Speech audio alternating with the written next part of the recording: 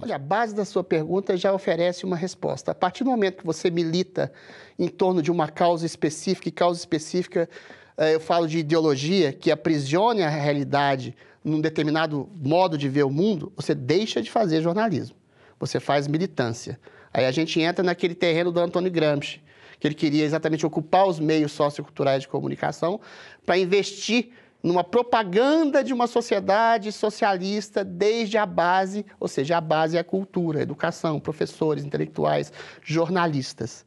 Jornalistas hoje fazem, na maioria das vezes, sobretudo na grande mídia, militância de um tipo. E isso tem a sua base nas escolas, na doutrinação de faculdades, de alunos de comunicação. Eu passei por isso. Eu me formei na PUC, eu li todo o Marx praticamente, Escola de Frankfurt. Dizer que não existe doutrinação é dizer que não existe esse copo d'água aqui.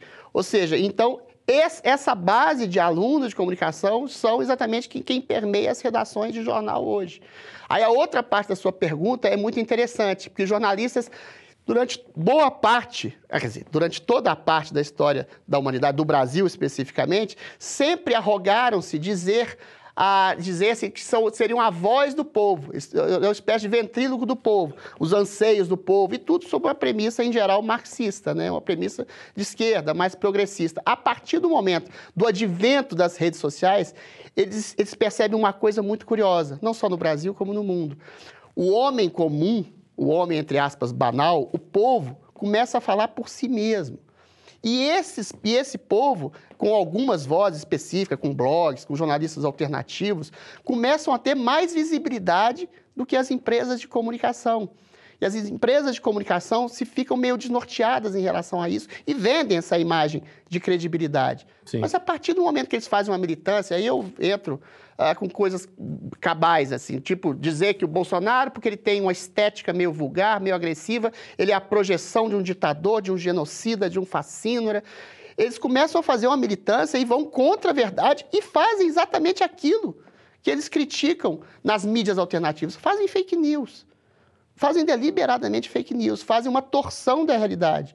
E a partir do momento que esse jornalismo alternativo, a partir do momento que essas pessoas, esses populares, pessoas que se colocam na mídia, dão a cara a tapa e dão sua opinião e fazem uma coisa mais alinhada com a verdade de um anseio popular, você disse muito bem, às vezes eles colocam valores que se chocam com uma sociedade que seja mais cristã, mais conservadora, eles entram em parafuso.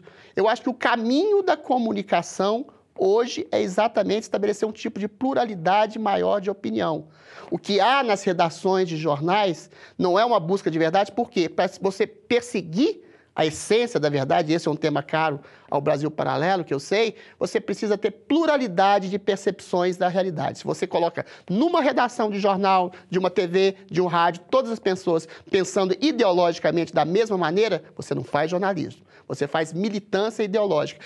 E essa contraposição a essa militância ideológica está muito, hoje, nas redes sociais, no jornalismo alternativo, que tem mais audiência hoje, da maioria das vezes, do que a própria mídia tradicional. Então, existe essa guerra. E as próprias redes sociais hoje, às vezes, se colocam contra esse, entre aspas, monstro popular que eles criaram, né? Porque esse, entre aspas, monstro popular, que responde pelos anseios do povo, foi em grande parte, em grande medida, não estou nem entrando no mérito, responsável pela eleição de um Bolsonaro, de um Donald Trump, de um Erdogan, ou seja, um princípio mais conservador, aqui a colar mais reacionário, mais caricato, mais direitista, que seja, mas é um anseio de uma parcela da população que estava exatamente engolfada por uma espécie de ditadura hegemônica de um único modo de ver o mundo. Aí você pode chamar de progressista, esquerdista, politicamente, etc. Então, resumindo, eu acho que a gente está caminhando para a possibilidade de uma pluralidade de opinião e de uma guerra. E essa guerra cultural que a gente vive hoje, não só no Brasil, no mundo, ela pode ser bastante auspiciosa nesse sentido para criar outros canais de comunicação para que essa guerra se transforme em pluralidade e numa verdadeira democracia opinativa. Nesse momento, a gente está numa guerra muito, muito dura, inclusive, com questões de censura, de perseguição a vozes dissonantes, etc.